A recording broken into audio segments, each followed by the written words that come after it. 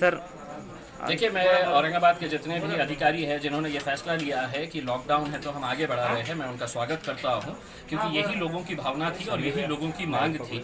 और अधिकारियों ने इस बात को समझते हुए ये फैसला लिया है कि अब लॉकडाउन आगे ढकेल लिया जा रहा है। यकीनन गरीबों को इसका बहुत सुकून मिलेगा, उनको फ़ायदा मिलेगा। और जो डर और खौफ के माहौल में रह रहे थे कि अब हमारे खाने का कैसा होगा, हम कैसे रोज़गार के लिए जाएंगे, तो ये सवाल अब हट गया है। हमारी यही मांग है कि ये एक आधी जीत हम समझते हैं। आधी जीत उस वक्त होंगी जब औरंगाबाद के जितने भी सरकारी अस्पताल है, वहाँ पर जितने भी मेडिकल के पोस्ट है, आरोग्य विभाग के जितने भी पोस्ट है, जो तकरीबन 2000 के करीब पोस्ट है जो खाली पड़े हुए हैं, उनको जल्द से जल्द पूरा करें। और वो अगर पूरा हो जाता है तो मैं नहीं समझता हूँ कि आगे किसी लॉकडाउन की जरूरत पड़ेगी। सर कल मोर्चा निकलने वाला था, हम जो मोर्चा निकाल रहे थे वो इन्हीं मुद्दों को लेकर निकाल रहे थे। मुझे आश्वासन दिया गया है कि हम ये लॉकडाउन आगे बढ़ा रहे हैं। और जो पोस्ट भरने की बात हो रही है उसके ताल्लुक से पालक मंत्री सुभाष देसाई साहब ने खुद मुझे आश्वासन दिया है कि आने वाले 3-4 दिनों के अंदर इस ताल्लुक से वो आएंगे, इसके ऊपर चर्चा करेंगे, हमारे साथ बैठेंगे और किस तरह से ये पोस्ट जल्द से जल्द भरे जाए